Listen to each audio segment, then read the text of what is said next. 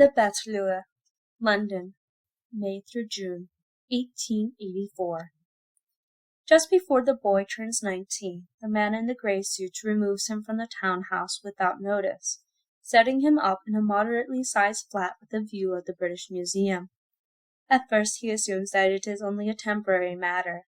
There have been of late journeys of weeks or even months to France and Germany and Greece, filled with more studying than sightseeing. But this is not one of those not quite holidays spent in luxurious hotels. It is a modest flat with basic furnishings, so similar to his former rooms that he finds it difficult to feel anything resembling homesickness, save for the library, though he still possesses an impressive number of books. There is a wardrobe full of well-cut but nondescript black suits, crisp white shirts, and a row of custom-fitted bowler hats. He inquires as to when what is referred to only as his challenge will begin. The man in the grey suit will not say, though the move clearly marks the end of formal lessons. Instead, he continues his studies independently. He keeps notebooks full of symbols and glyphs, working through his old notes and finding new elements to consider. He carries smaller volumes with him at all times, transcribing them into larger ones once they are filled. He begins each notebook the same way, with a detailed drawing of a tree inscribed with black ink inside the front cover. From there the black branches stretch onto the subsequent pages, tying together lines that form letters and symbols, each page almost completely covered in ink. All of it runes and words and glyphs, twisted together and grounded to the initial tree. There is a forest of such trees, carefully filed on his bookshelves. He practices the things he has been taught, though it is difficult to gauge the effectiveness of his illusions on his own. He spends a great deal of time regarding reflections in mirrors. Unscheduled and no longer under lock and key, he takes long walks around the city. The sheer volume of people is nerve-wracking, but the joy in being able to leave his flat whenever he chooses outweighs his fear of accidentally bumping into passers-by as he attempts to traverse the streets. He sits in parks and cafes, observing people who pay him little notice as he blends into crowds of young men in interchangeable suits and bowler hats. One afternoon he returns to his old townhouse, thinking perhaps it would not be an imposition to call on his instructor for something as simple as tea. But the building is abandoned and the windows boarded. As he walks back to his flat, he places a hand on his pocket and realizes that his notebook is missing. He swears aloud, attracting a glare from a passing woman who steps aside as he stops short on the crowded pavement. He retraces his steps, growing more anxious with each turn. A light rain begins to fall, not much more than mist, but several umbrellas spring up amongst the crowd. He pulls the brim of his bowler hat down to better shield his eyes as he searches the dampening pavement for any sign of his notebook. He stops at a corner beneath the awning of a cafe, watching the lamps flickering on up and down the street, wondering if he should wait until the crowd thins or the rain lets up. Then he notices that there is a girl standing some paces away, also sheltered beneath the awning, and she is poring over the pages of a notebook that he is quite certain is his own.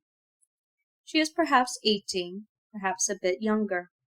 Her eyes are light, and her hair is an indeterminate color that cannot seem to decide if it is blonde or brown. She wears a dress that would have been quite fashionable 2 years ago and is damp from the rain. He steps closer, but she does not notice. She stays completely absorbed in the book. She has even removed one of her gloves to better handle the delicate pages. He can now see that it is indeed his own journal, open to a page with a card pasted onto it, printed with winged creatures crawling over a spoked wheel. His handwriting covers the card and the paper around it, incorporating it into solid text. He watches her expression as she flips through the pages, a mixture of confusion and curiosity. "I believe you have my book," he says after a moment. The girl jumps in surprise and nearly drops the notebook, but manages to catch it, though in the process her glove flutters to the pavement. He bends down to retrieve it, and when he straightens and offers it to her, she seems surprised to see that he is smiling at her. "I'm sorry," she says, accepting her glove and quickly pushing the journal at him. You dropped it in the park and I was trying to give it back, but I lost track of you and then I'm sorry. She stops, flustered. It's quite all right, he says, relieved to have it back in his possession. I was afraid it was lost for good, which would have been unfortunate. I owe you my deepest gratitude, Miss Martin, she supplies, and it sounds like a lie. Isobel Martin. A questioning look follows, waiting for his own name. Marco, he says. Marco Alasdair. The name tastes strange on his tongue, the opportunities to speak it aloud falling few and far between. He has written this variant of his given name combined with a form of his instructor's alias, so many times that it seems like his own, but adding sound to symbol is a different process entirely. The ease at which Isobel accepts it makes it feel more real. Pleased to meet you, Mr. Alasdair, she says. He should thank her and take his book and go. It is a sensible thing to do, but he is not particularly inclined to return to his empty flat. Might I buy you a drink as a token of my thanks, Miss Martin? He asked, after slipping the notebook into his pocket.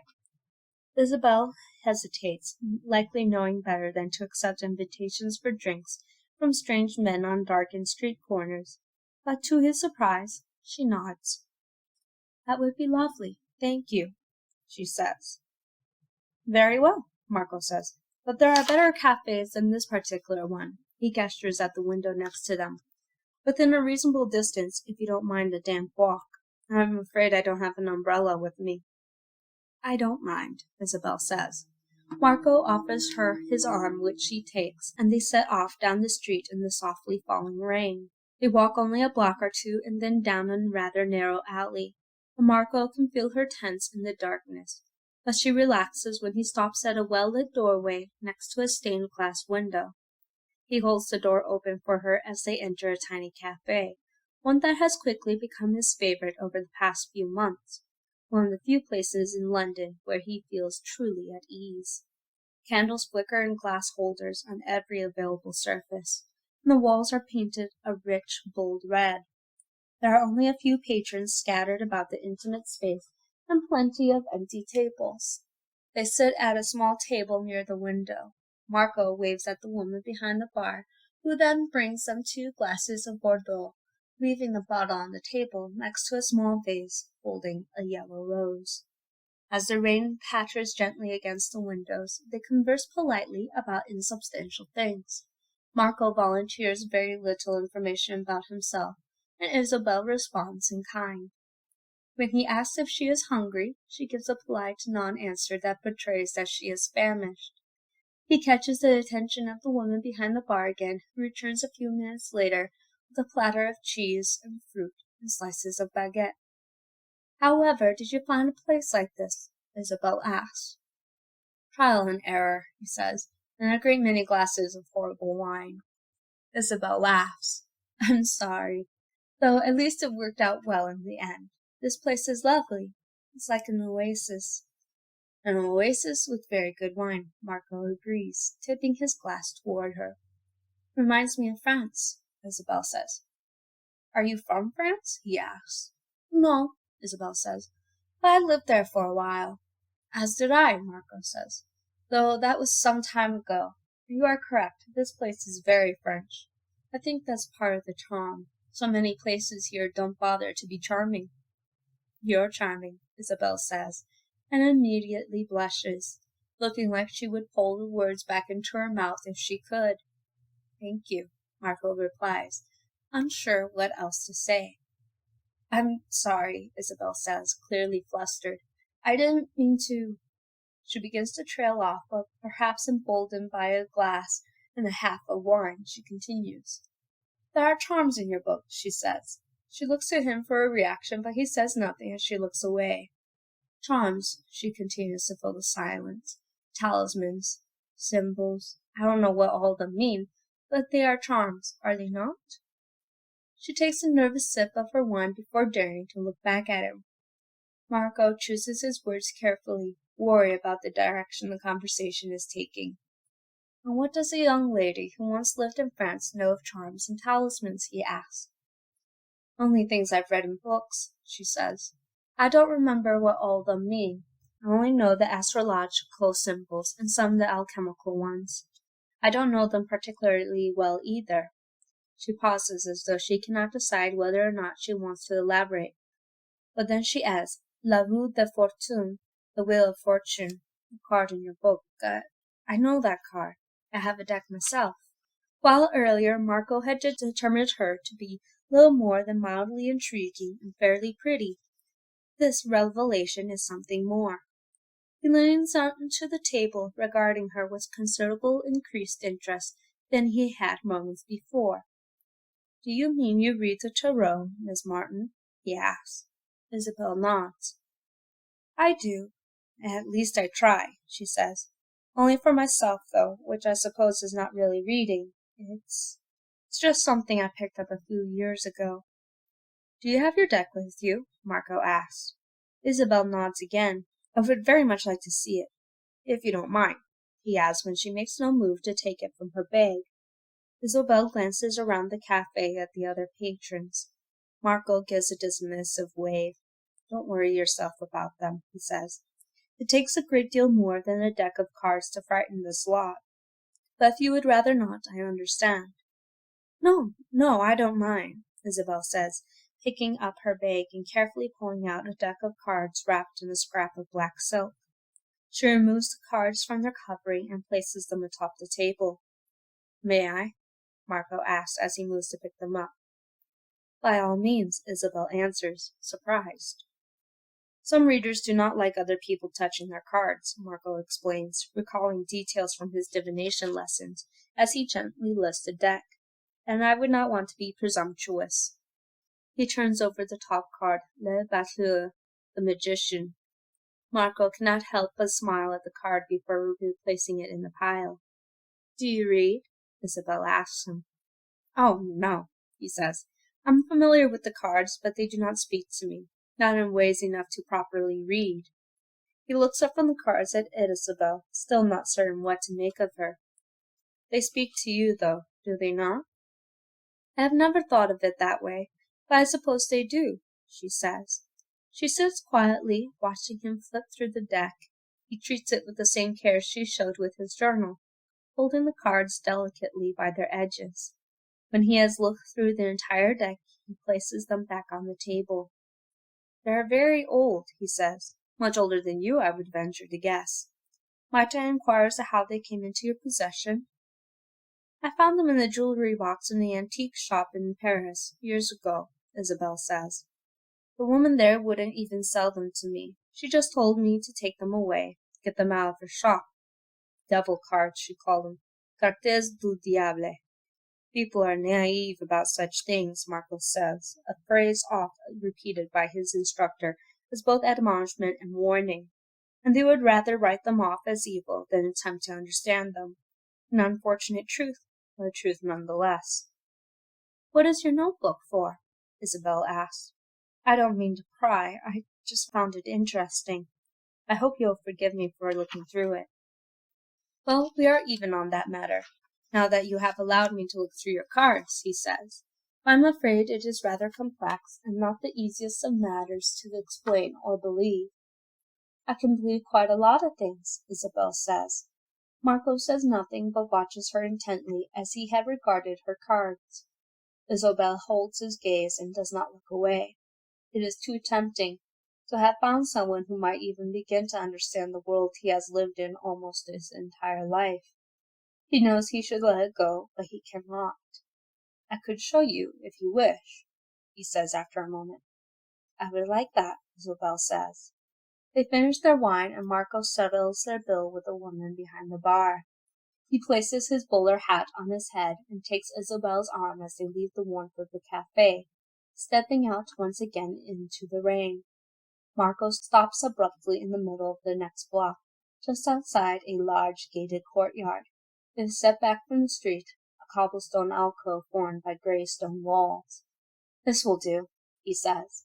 He leads Isobel off of the pavement and into the space between the wall and the gate, positioning her so her back is against the cold, wet stone and stands directly in front of her. so close that she can see each drop of rain on the brim of his bowler hat. "Do for what?" she asked, apprehension creeping into her voice. The rain is still falling around them, and there is nowhere to go. Marco simply raises a gloved hand to quiet her, concentrating on the rain and the wall behind her head. He has never had someone try this particular feat on him before, and he is uncertain he will even be able to manage it. "Do you trust me, Miss Martin?" he asked, watching her with the same intense stare from the cafe, only this time his eyes are barely inches from her own. "Yes," she says without hesitation. "Good," Marco says, and with a swift movement he lifts his hand and places it firmly over Isobel's eyes. Startled, Isobel freezes. Her vision is obscured completely. She can see nothing and feels only the damp leather against her skin. She shivers and is not entirely sure it is due to the cold or the rain. A voice close to her ear whispers words she has to strain to hear, and that she does not understand. And then she can no longer hear the rain, and the stone wall behind her feels rough when moments before it had been smooth. The darkness is somehow brighter, and then Marco lowers his hair. Blinking as her eyes adjust to the light, Isobel first sees Marco in front of her, but something is different. There are no drops of rain on the brim of his hat. There are no drops of rain at all. Instead, there is sunlight casting a soft glow around him. But that is not what makes Isobel gasp. What elicits the gasp is the fact that they are standing in a forest, her back pressed up against a huge, ancient tree trunk. The trees are bare and black, their branches stretching into the bright blue expanse of sky above them. The ground is covered in light dustiness snow that sparkles and shines in the sunlight. It is a perfect winter day, and there is not a building in sight for miles, only an expanse of snow and wood. A bird calls in a nearby tree, and one in the distance answers it. Isobel is baffled. It is real. She can feel the sun against her skin and the bark of the tree beneath her fingers. The cold of the snow is palpable, though she realizes her dress is no longer wet from the rain. Even the air she is breathing into her lungs is unmistakably crisp country air, with not a hint of London smog. It cannot be, but it is real. "This is impossible," she says, turning back to Marco. He smiles, his bright green eyes dazzling in the winter sun. "Nothing is impossible," he says. Isobel laughs, the high-pitched, delighted laugh of a child.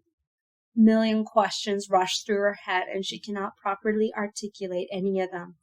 Then a clear image of a card springs suddenly into her mind. Le Bateleur.